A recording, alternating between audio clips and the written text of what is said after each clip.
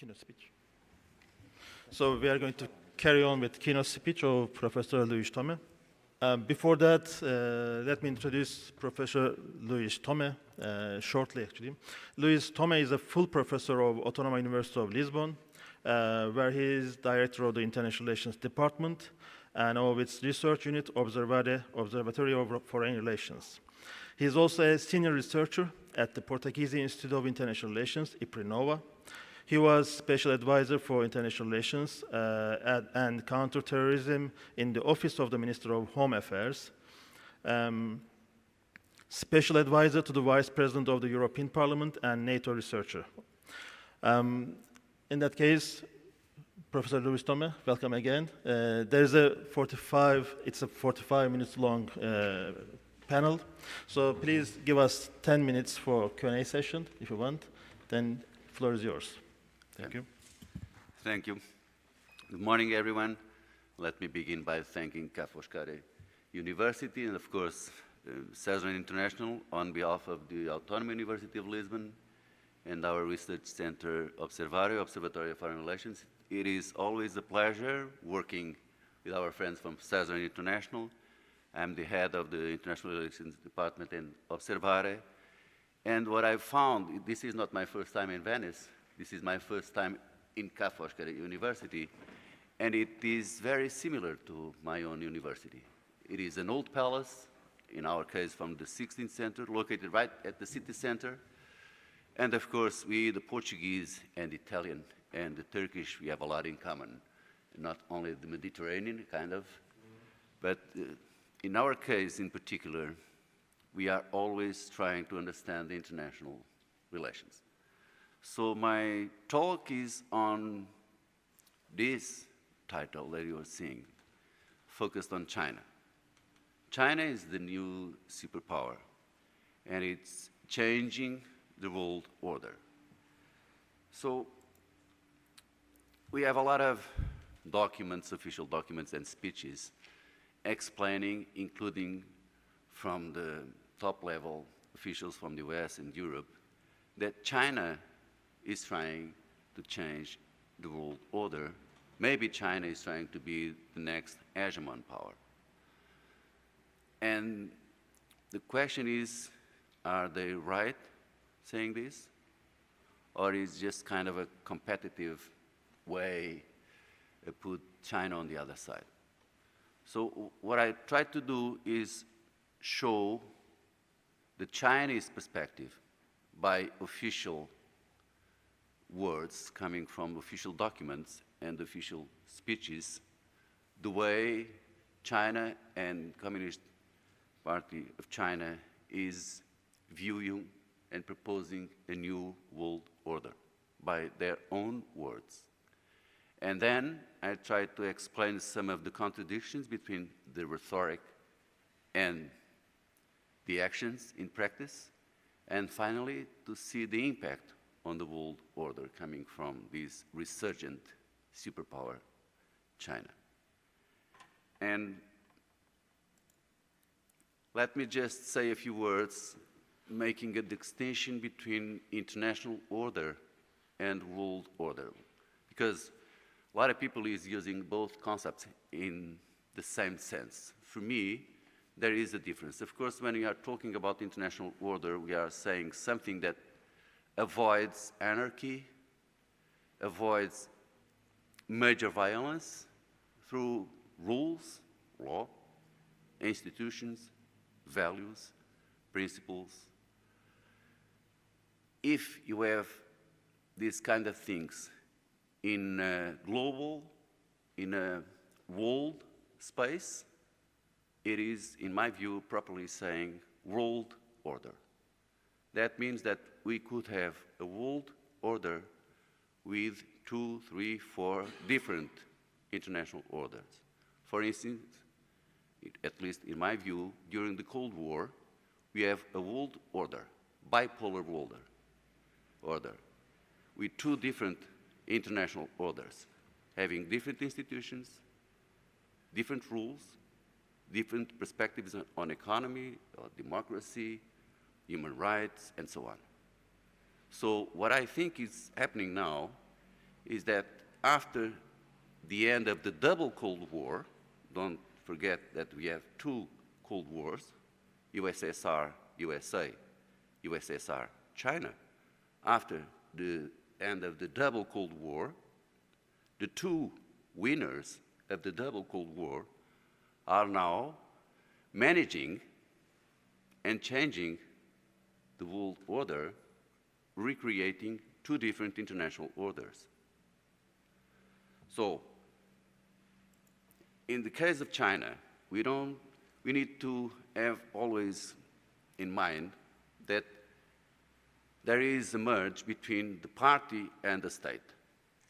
This is written in both constitutions of China and, of course, the party, the rule of the party. So what China is saying, what China is doing what the party wants China is doing. And the guides of action, written also in the Constitution, start with the Marxism-Leninism and the thinking of the major rules, including Xi Jinping. Xi Jinping is a different ruler from the previous leaders. He's much more assertive, much more confrontational. He's not a common patient Chinese. He's always in the rush. He's trying to move faster. And that's why, in his own words, he's using some kind of rhetoric much more aggressive that we didn't know from Deng Xiaoping or Hu Jintao or Jiang Zemin. He was talking about, as you can see in a speech during a Congress of the party, a leading position, the concept of new era, China's taking the initiative, a dominant position. This is not common from the previous Chinese leaders. Also the concept of Chinese dream, two centenaries, 2021, 100 years after the creation of the party, and 2049, 100 years after the proclamation of the popular China. And between these two centenaries, there are goals that China, under Xi Jinping rules, is trying to fulfill. He's also talking about the new type of international relations, where China intends to take the lead in reforming and developing the global governance system. So, the party and Xi Jinping is looking China from the historical Chinese perspective, the Central Empire. So China is a different empire, is a different superpower than many other great powers. It is the center of the world, and for many, what Xi Jinping is trying to do is put again China as the central power in the world system.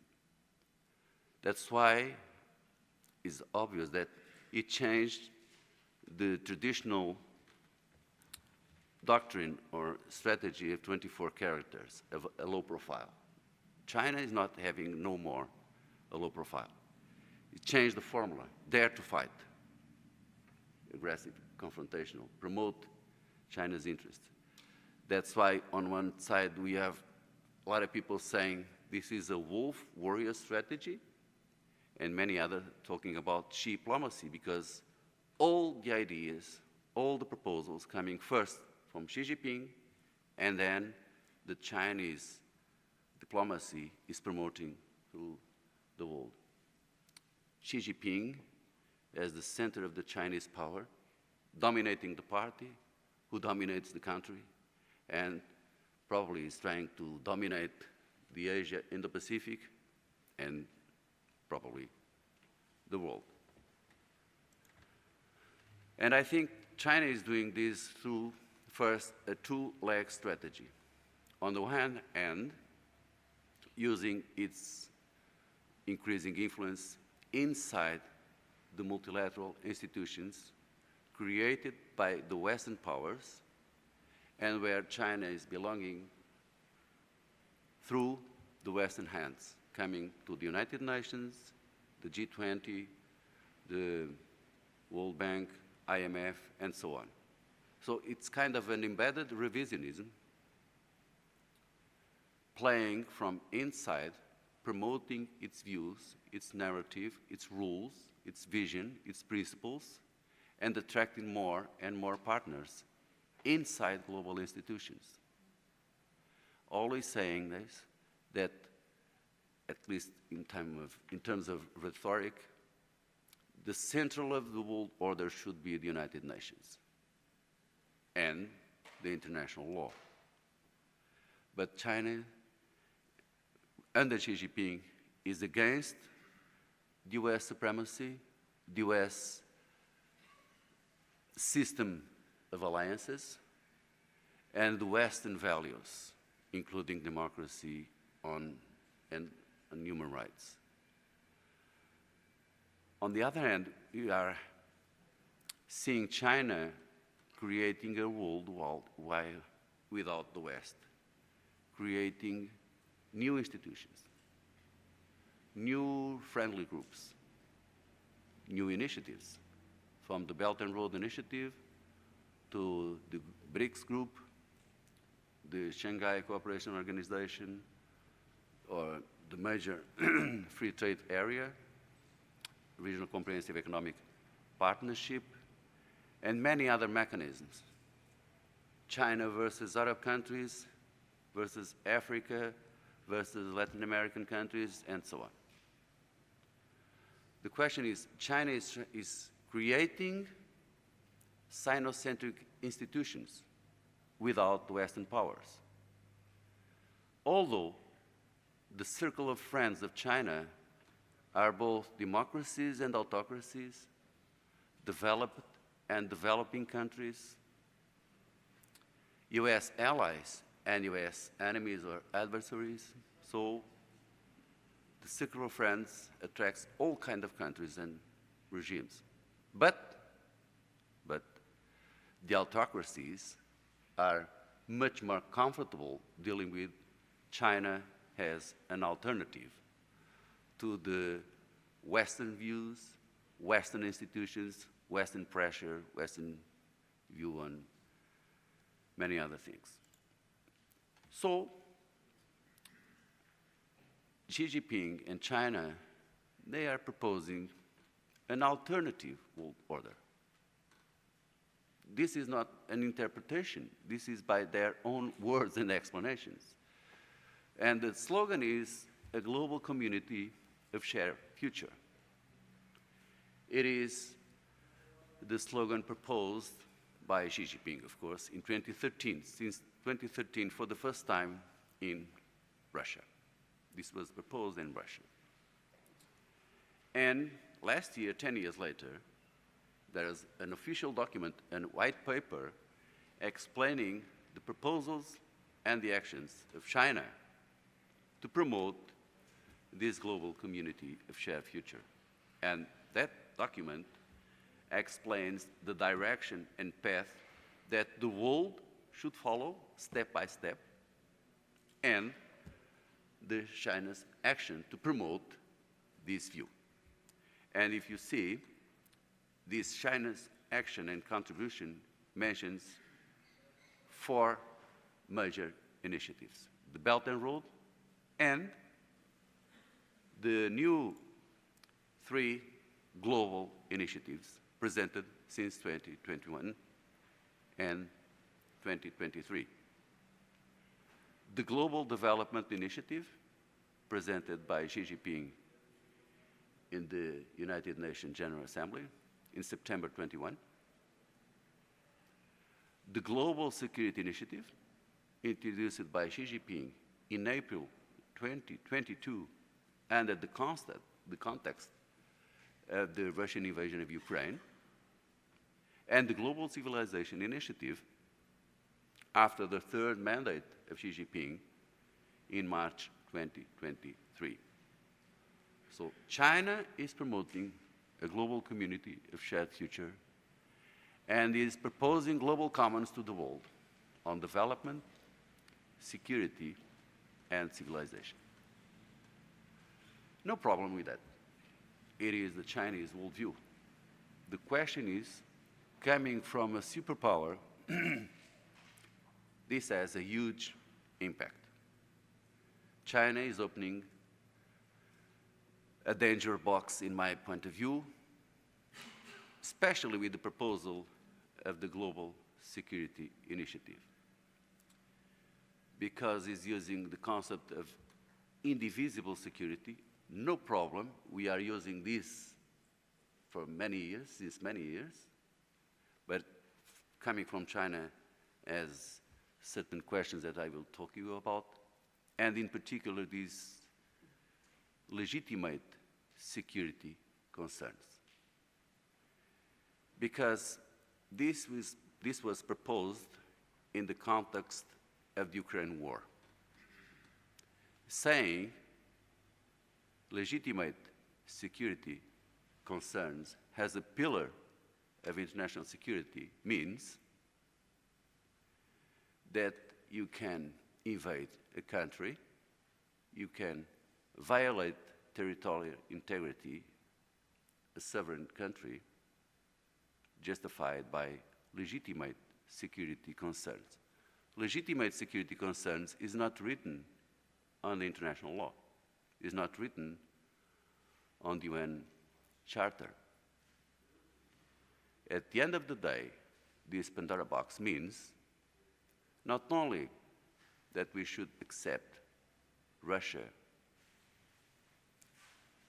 territorial conquest from Ukraine, but also, for instance, that China, using legitimate security concerns, could by force take territory from India, or from Vietnam, or from Japan, or South Korea, or Southeastern countries, because I'm mentioning examples of territorial disputes of China. Or any other country, a stronger one, could by force conquer territory, change international borders, violate sovereignty, sovereign countries, territorial integrity, only justified by legitimate security concerns. If it is an idea coming from a small country, a weak country, no problem. Coming from China, having a lot of territorial disputes, supporting Russia, it's a different thing. And of course, China is pro-democracy. It is pro-human rights in a different sense.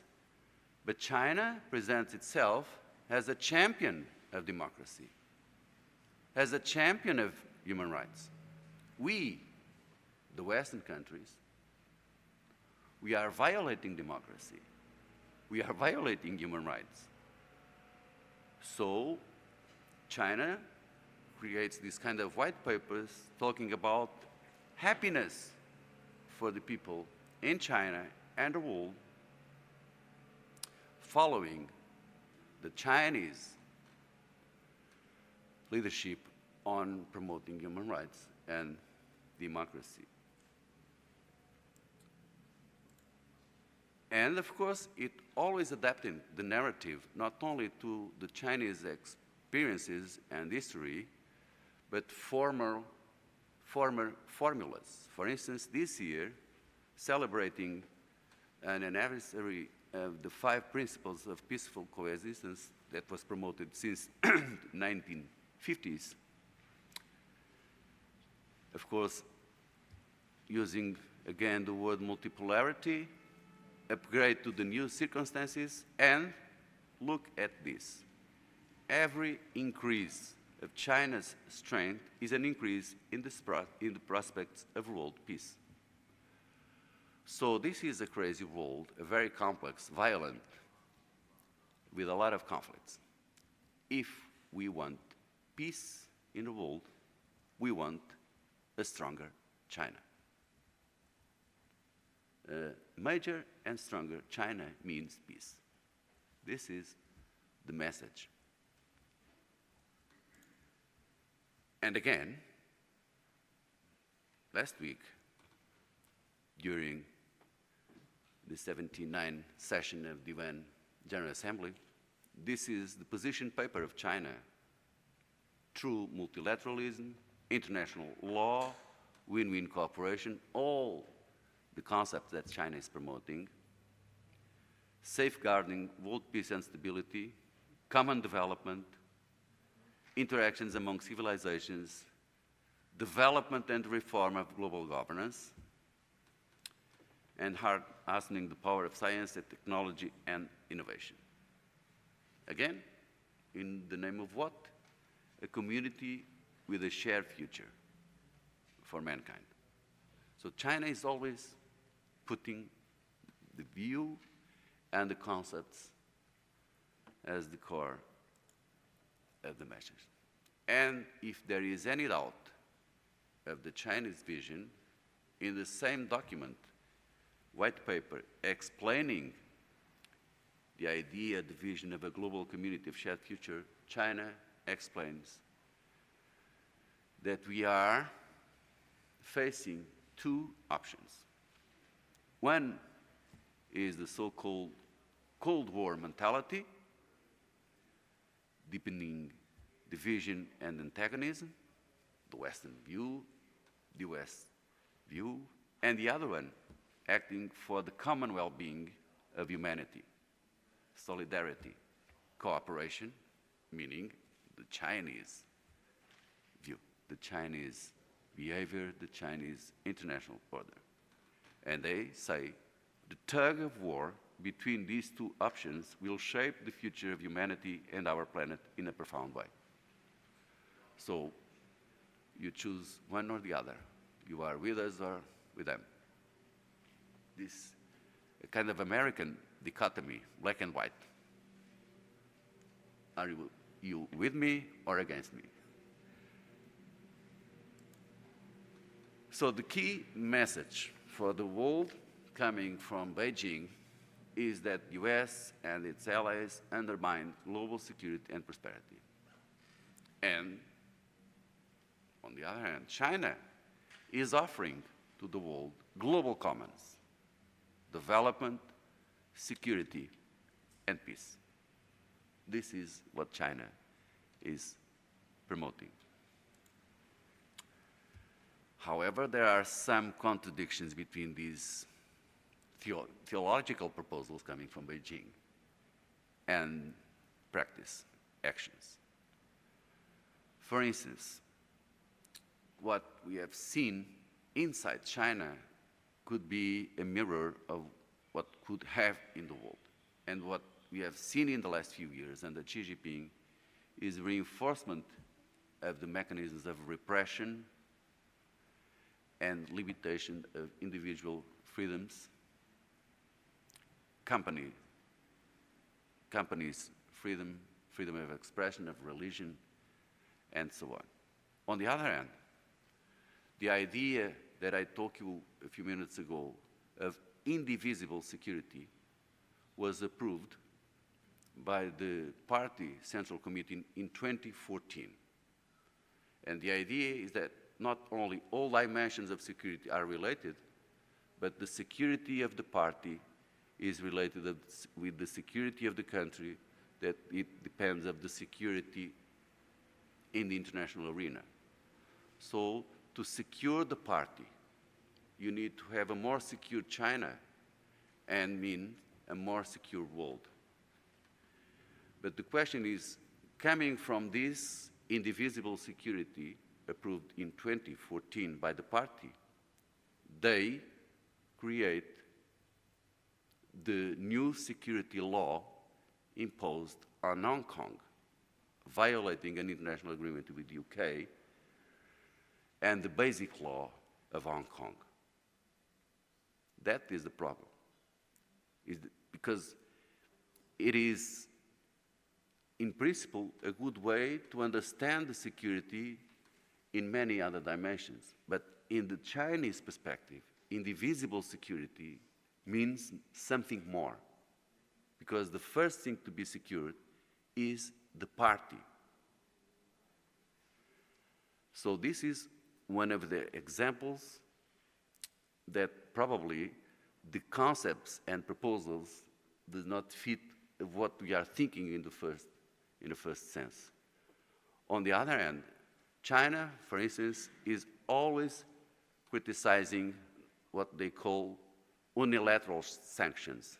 But we have many examples of unilateral sanctions coming from Beijing against certain governments and countries that criticize China for what China is doing on Xinjiang, or human rights, or Hong Kong, and so on.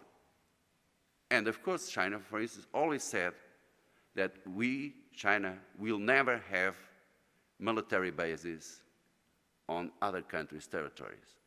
Well, in 2017, they create the first military base, a naval base in Djibouti, with more than 10,000 soldiers. And now they are having more facilities in other countries.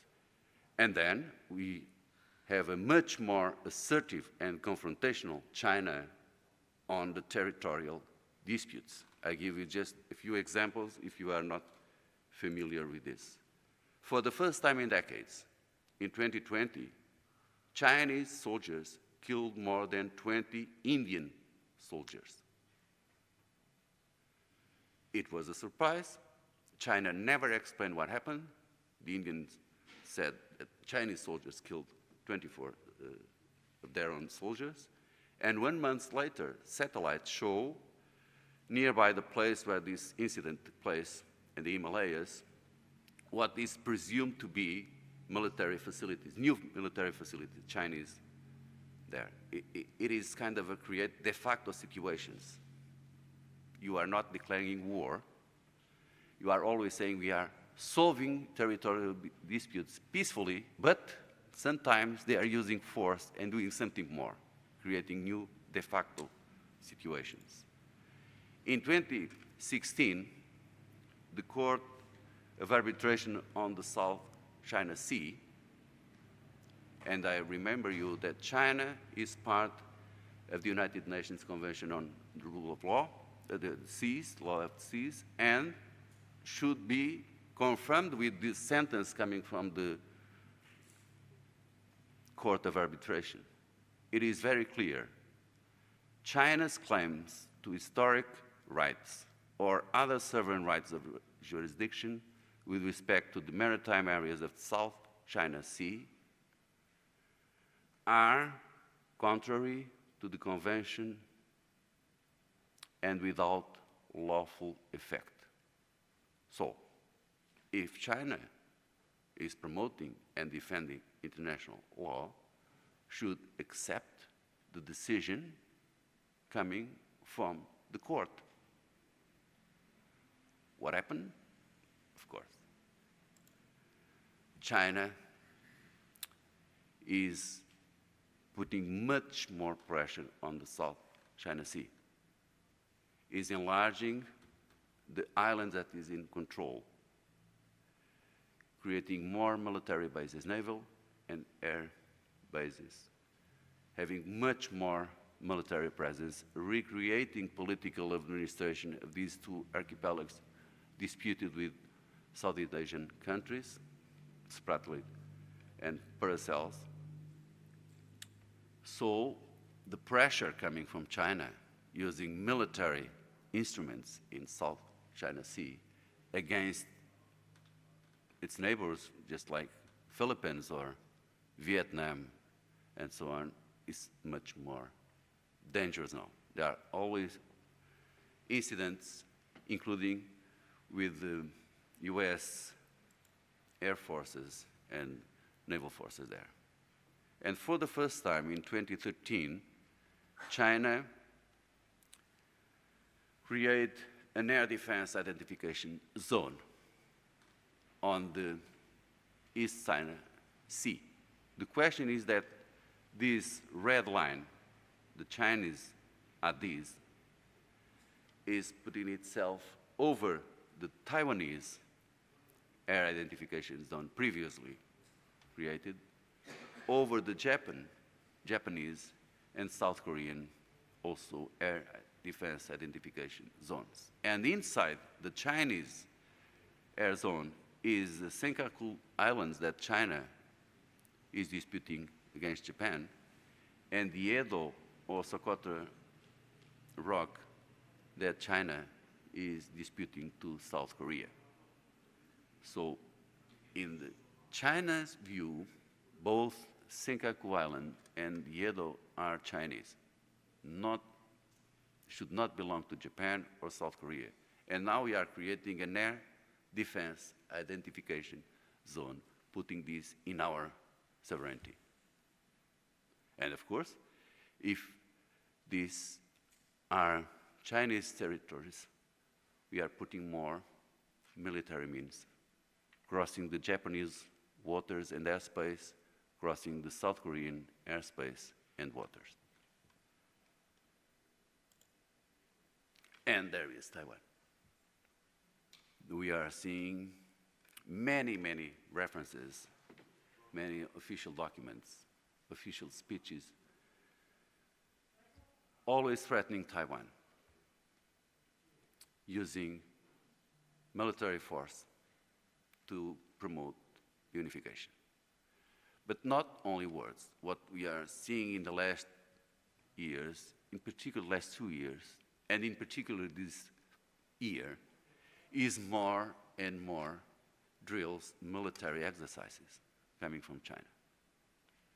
And what they are trying to show is that they are having enough military force to, when they decide to conquer, reconquer Taiwan. Not by a simple invasion, in my view, but starting with a blockade, as you see in this picture and the exercises. CIA said before that China will attack in 2027. Why 2027? Because it is the centenary of the creation of the PLA, Popular Liberation Army of China. And you know, Xi Jinping is always having these symbols of centenaries. Now they are saying that it's not in 2027, it's on 2032. We never know. But the question is, before Chinese rulers were saying, well, doesn't matter if it takes 100 years. Taiwan belongs to China, and peacefully, you're going to be joined again. Now, it's nothing like that. And Xi Jinping said dangerous words when publicly, and I'm quoting, Taiwan will be united during my time. I will not leave the Taiwan question to solve to the next leader. So I think we all agree Xi Jinping is a human being, so for sure he will die. So the clock is ticking. He wants to join, wants to unite Taiwan during his time, not leaving the question to the other. And this is probably the most dangerous situation in the world because could promote a major war between the two major superpowers. That's why the same president, Biden, said on Ukraine, Ukraine does not belong to NATO, so we will not join the war. We are supporting Ukraine, but we will not join the war. We will not make war against Russia because it is not part of NATO under the Article 5. Although Ukraine is part of the United Nations, a recognized country. The US does not recognize Taiwan as an independent country, only recognizes one China, Popular China. Still, President Biden said at least 6 or 7 times that if China uses force, the US will react by force also. So it is 2 different ways, Ukraine versus Taiwan, because China is the major challenge to the US, of course. The question is, this behavior coming from a superpower like China is creating a more divided world. We are seeing a more fragmented United Nations, a more divided G20, a more divided World Bank, and so on. We are seeing that China is now preferring the Chinese Sinocentric institutions, not the major international institutions, including the United Nations. I give you an example. Xi Jinping was not in this United Nations General Assembly session. He was not last year. But he will be in Russia this month, in Kazan, for the BRICS meeting. Always.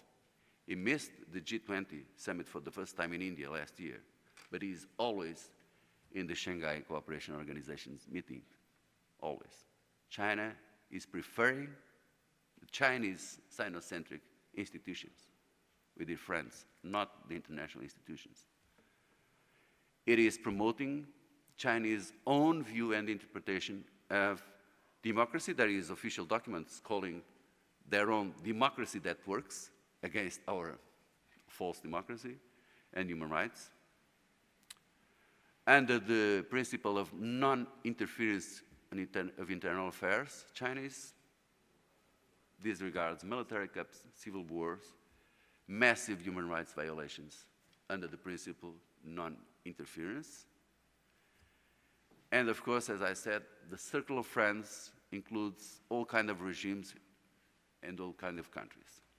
But China's position, China's influence, and China's support and alternative is, of course, creating a world order favorable to autocracies.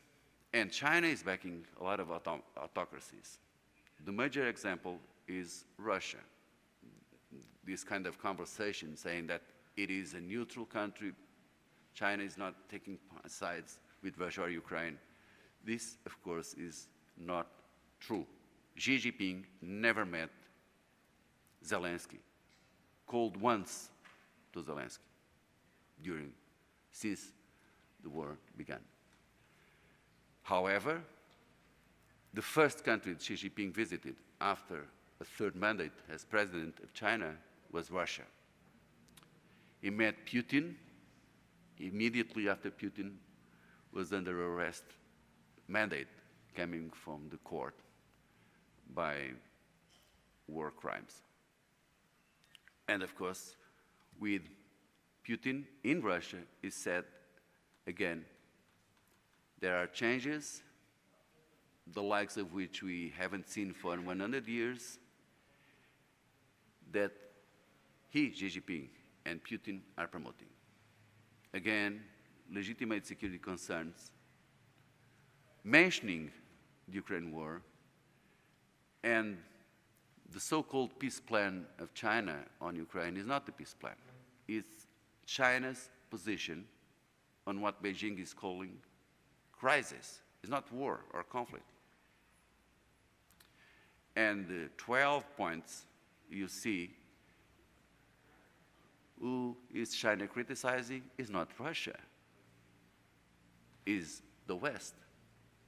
See the Global Times, the voice of the party, editorial 2 years after the war began. Legitimate security concerns, and the West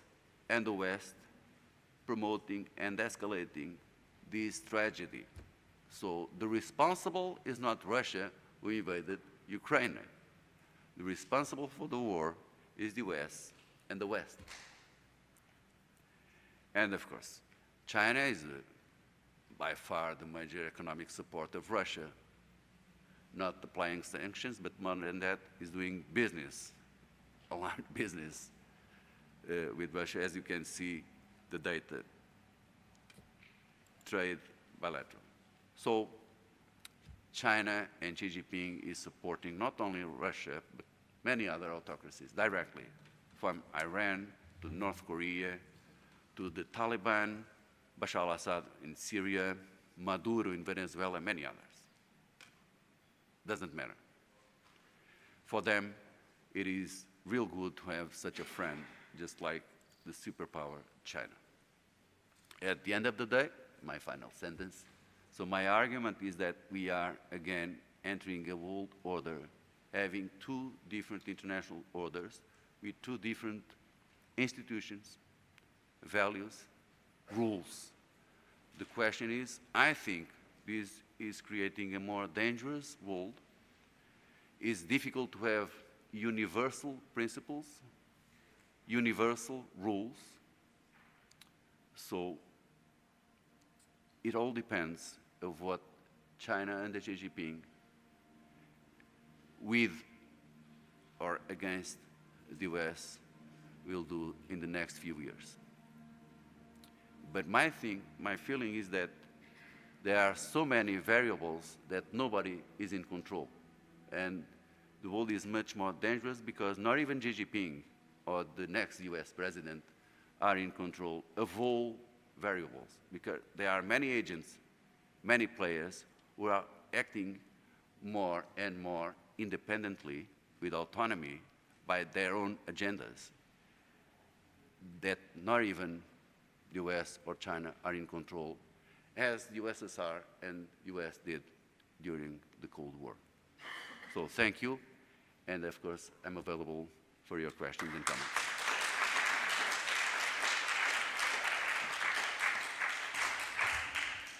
Thank you, Professor Luis Tome. It was such a thought-provoking speech.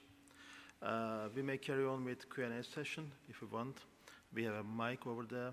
If you have a question, you may raise your hand and shortly introduce yourself and ask your question. Sure. Yana, Robert.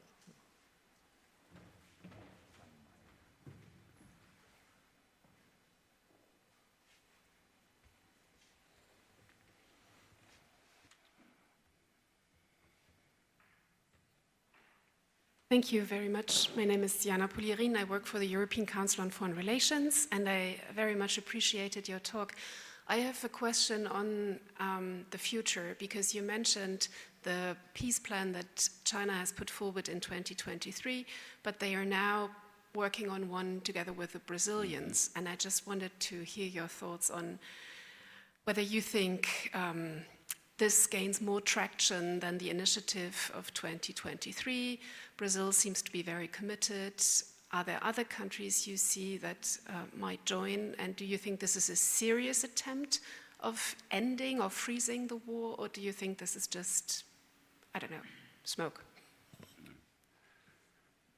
Thank you. No, thank you for your question. I think it is smoke, using your word, because it is an initiative that was not articulated, at least with Ukraine. We don't know with Russia. And it is an initiative that is good for the image of China and Brazil. China is having this initiative with a democracy, not an autocracy. This is good for Beijing. With a global South power, such as Brazil, which is also another good thing for the Chinese foreign policy, and is also good in terms of showing that we are interested in promoting peace. On the contrary of the West, that is military supporting Ukraine, we are not supporting either Russia or Ukraine. We are promoting peace. So this is a good way to Beijing's promote China's influence, mainly in the global, so-called global South. And of course, Brazil with Lula is completely different than Brazil with Bolsonaro. But Brazil is a democracy, and is always good to have a friend, a superpower friend. And Brazil is a democracy, but I don't think the world is divided between democracies or autocracies. This is completely nonsense.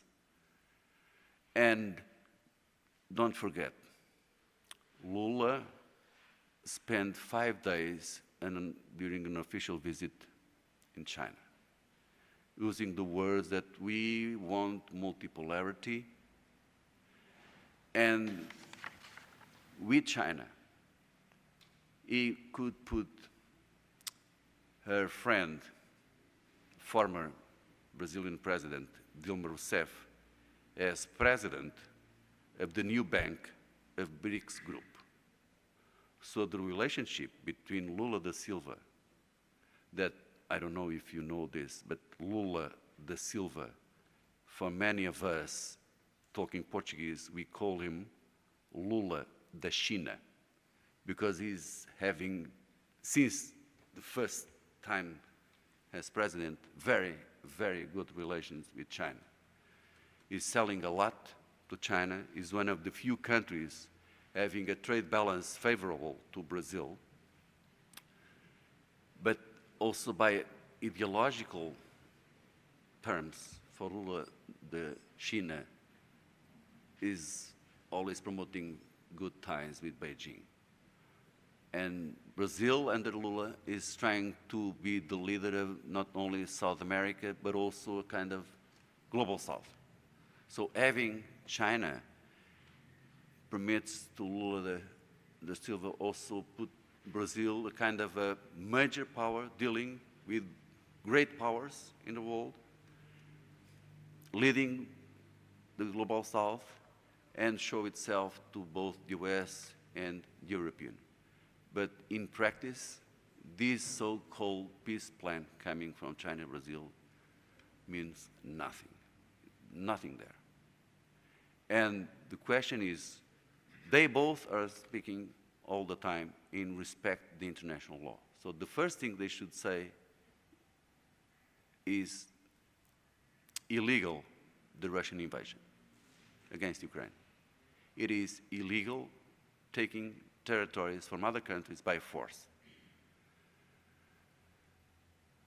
Do you listen, Lula da Silva criticizing Russia publicly in these terms, applying sanctions, not doing business with Russia? No, he is doing business. The trade relations between Russia and Brazil increased a lot, just as the trade between China and Russia. So this is not the peace plan. This is something to the world see and discuss. It is not the peace plan, but in good faith, trying to promote good relationship with Ukraine, because they are having very good relations with Russia and Putin, and not with Ukraine. You cannot put on the same basket the aggressor and the country who has been invaded. It is not, at least in our view, common view, and the international order by normal rules written in the UN Charter.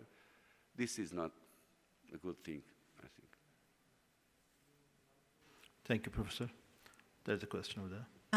Thank you for your presentation. My name is Aşkın Sökmen Hoca from Turkey.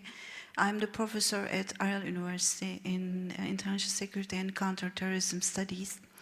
You say that China is already creating a world without the West, but after the 2008 economical crisis, Europe say that we don't want to see any more American leadership of global economy.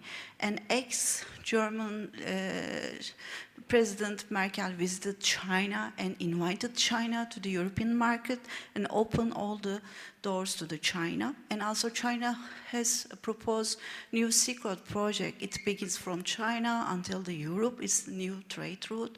And also in the Asia Investment Development Bank, there are a lot of the funder of European members. Still, I think during the Trump administration area, America prefer isolations instead of the globalization leadership. And China say that I am the new leader of the globalization. Is it possible to, without the West, creations of the new world economical leadership? Could you explain this one? Thank you. You are absolutely right, but that was true until 2-3 years ago. The Chinese behavior on Ukraine's war changed the mindset of Europe.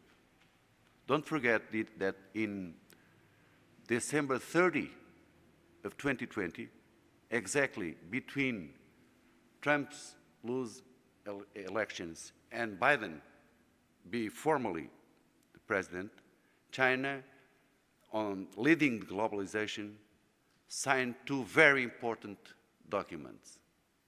One was the Comprehensive Agreement on Investment with the European Union on December 30, 2020, and the other one was institutionalizing the major free trade area, China plus 14 Asia-Pacific countries, including US allies from Japan, South Korea, Australia, New Zealand. That is the Regional Comprehensive Economic Partnership in November 2020. The question is, a few years later, with Russian aggression, the Europeans start looking China on a very different perspective. On the one hand, we understand that interdependence doesn't mean avoid a conflict or aggression. On the other hand, it's very dangerous for us that interdependence means dependence, because we became dependent on Russian energy. So what we are having now in Europe versus China is not decoupling, but de-risking, reducing the risking to be so dependent on China. So, of course, we Europeans are not united in our view dealing with China. There are divisions. But, for instance, Italy, a member of G7, is no more part of the Belt and Road Initiative. It was before. It is not anymore.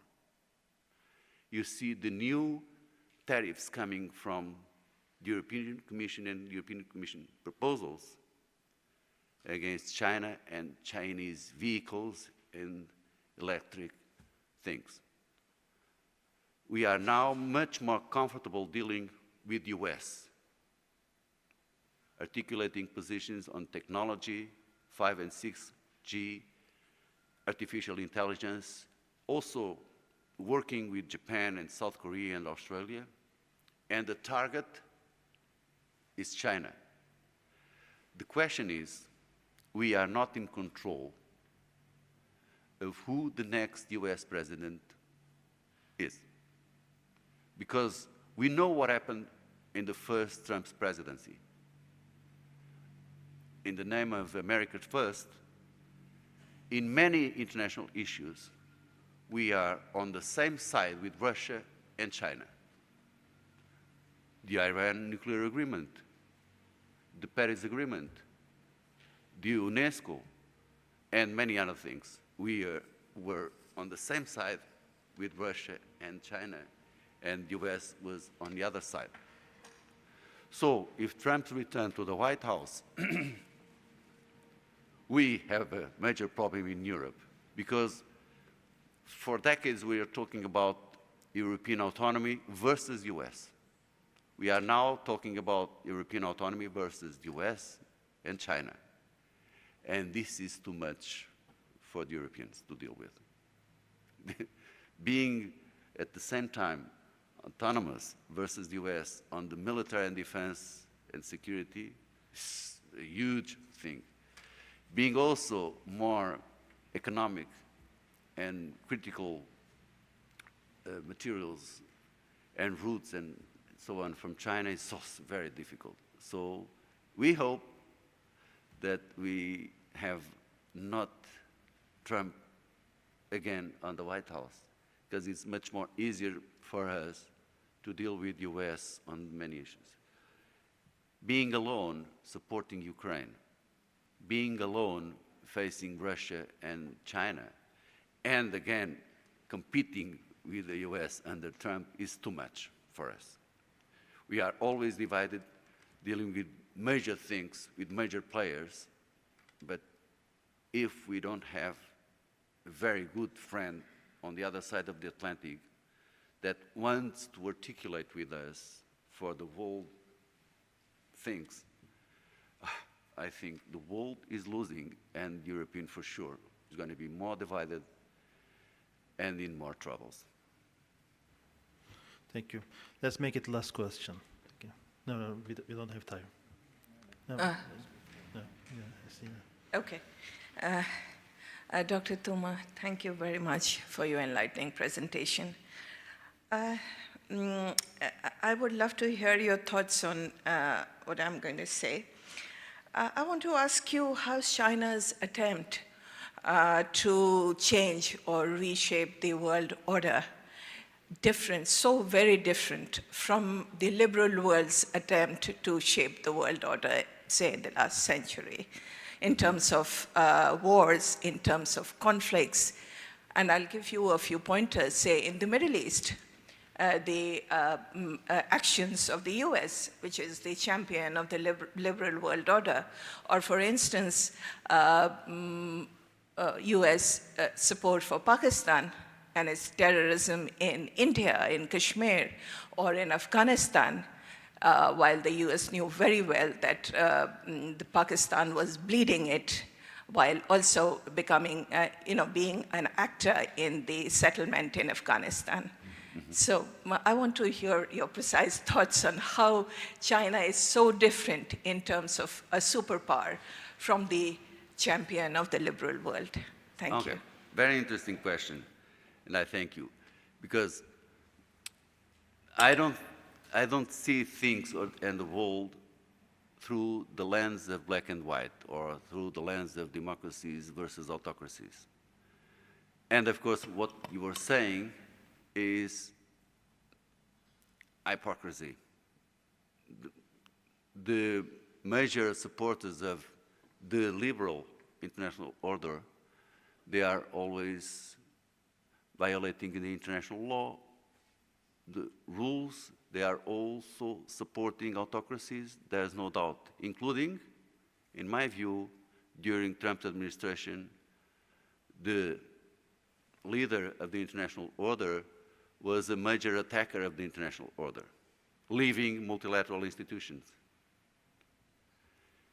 against economic liberalism, with protectionism, America first. So there's no doubt about that. But what I see as a major picture is that after the end of the double Cold War, there was an expansion of the liberal order to the whole world. We had before two different international orders. The winner expanded to the rest of the world, including involving former adversaries, including Russia, and of course, China and many other former adversaries, not only in the institutions, but in the major norms and world values. And you have many, many former institutions that are having more partners, including Western institutions, new institutions created jointly, but the principles, major principles, and major rules continue to be influenced by the Western view. Suddenly, we see not only some of Western or major Western countries thinking that in this world order, we are the losers. And the autocracies that do not respect or do not want these rules and principles are the winners. Who is the major winner of the world order after the Cold War? Who is the major winner of the hyper-globalization? China. That's the paradox. And the US is feeling a major loser. Trump is always saying, we are losing for other countries. We are giving them opportunities, and they are winning, and we are losing. But it's just look at the data, and we all see that the major winner of the world order after the Cold War and with hyperglobalization is China. The question is a winner not only economically, because the comprehensive power of China affects all the dimensions, from diplomacy, military, technology. And because China is a huge power, what China is doing, the China's behavior and relationship affects all the others. So you start having more influence coming from China inside the United Nations and the other institutions when China is promoting an initiative, if China is investing, if China is making loans, you are changing things because the Chinese views is different. Even if we accept there are Western countries violating Western norms and Western principles and universal principles, no doubt about it, the way China is doing and the vision that I tried to show you coming from China is completely different. You see, there is hypocrisy on our side. Yes, we sometimes have double standards, no doubt about it. But still, the international law, the UN Charter, the international multilateral institutions are, in my view, a good thing. If we generally respect the UN Charter, if we generally accept the International Court's decisions, if we generally criticize, condemn, using force, invasion sovereign countries, if you are not supporting a military junta that made a coup d'etat, if you intervene or make the world to intervene in a major civil war, massive human rights violations, this is a good thing. It is a good principle, non-interference of internal affairs? Yes, it is. But if something very wrong happens in a country, just like Rwanda, if there is a coup d'etat and a group kills another group by religion or ethnic rivalries, could you say, well, non-interference on internal affairs? Could you sell weapons to a group that is killing other group in the name of a religion or ethnicity? Could you continue doing business with a country that is invading another country, just like Russia is doing against Ukraine, just because Russia is selling cheap oil, cheap gas, cheap weapons in the name of national interest? Yes, you could invoke national interest. You could invoke principles just like non-interference, not taking side in a conflict. This is making the world safer? No. Except for the big violators of international law and for autocracies. Even an illiberal democracy, if we, for instance, are saying, we make an investment or a trade deal, but you need to respect human rights, you need to respect minorities, what they say, okay, talk. I have a friend, Beijing. He's giving me the loan, the investment, the trade deal, with the principle of non-interference of internal affairs. So you are talking of democracy, human rights, and minorities? Talk, and I'm doing business with China. So who are the winners of the world recreated by China? Mainly, not democracies, but the violators of human rights, the violators of individual freedoms, the so-called autocracies. Also, some democracies dealing with China, no doubt, including us. But in general terms, the world is worse because bad guys are having much more maneuver in their hands to change. For instance, if we get back 20 years ago, I have serious doubt that Russia used force to invade the country, or that Iran was using the Axis to do what they are doing.